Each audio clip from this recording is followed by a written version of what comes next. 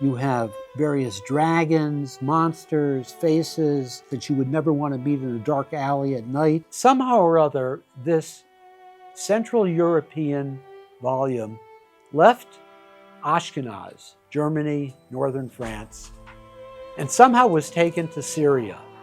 When we talk about a book, we tend to think of the text, the words on the page.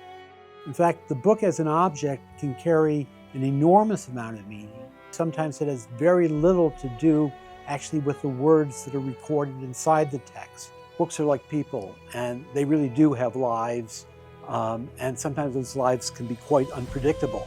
If you just look at the cover of this book, and this is a huge book as you can see, there's a wood board here, the leather cover is already pretty worn, and here it has this rather oriental looking metal emblem in the middle, which looks like some sort of Damascene design. But when you open the book, and you open it to the first page, you find something that the cover would never prepare you for.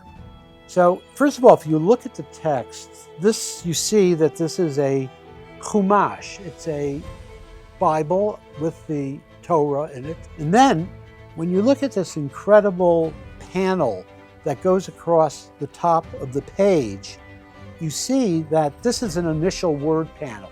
Inside this panel, you have the word Breshit, the beginning of the book of Genesis. But inside the letters of the word Breshit, crawling around and pouncing and flying, you have various dragons, monsters, faces, the heads of barking dogs, animals that you would never want to meet in a dark alley at night. And then there's also this very ornate floral background and inkwork around the letters. So it looks like it's all perched in a big garden. But it's a very Ashkenazi, Germanic, European-looking initial word panel.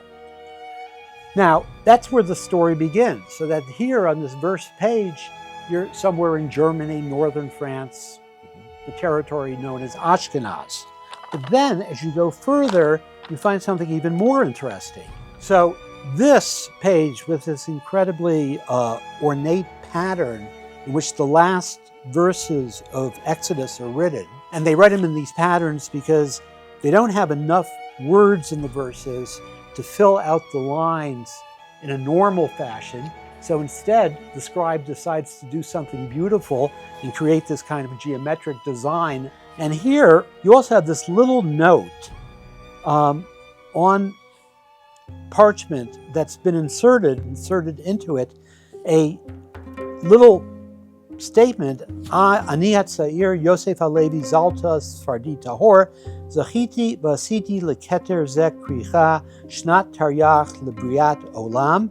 I, the young man, Yosef Halevi Zalta, a pure Sfaradi, I was proven worthy to make for this Keter a binding in the year 1858 to the creation of the world. We know that this book was donated to the library with the collection that came from Syria, from Damascus in Syria. So somehow or other, this Central European volume left Ahskenaz, Germany, northern France, and somehow was taken to Syria. In Syria, it was rebound, and he's actually telling us that he was the one who rebounded, and he's obviously very proud of it. When he says Sa'ir, I don't know how young he is. Maybe he really is young, an 18-year-old or a 16-year-old working as a binder. But here you've seen how, how many different signs of this book's history you actually can find in it. Here at this book seminar that we're holding, we're trying to teach students how to look at the book as a material object and to notice, to learn how to study all the material features of the book that show you how a book is more than just a text, how a book actually carries a meaning that goes way beyond the verbal message that its words record.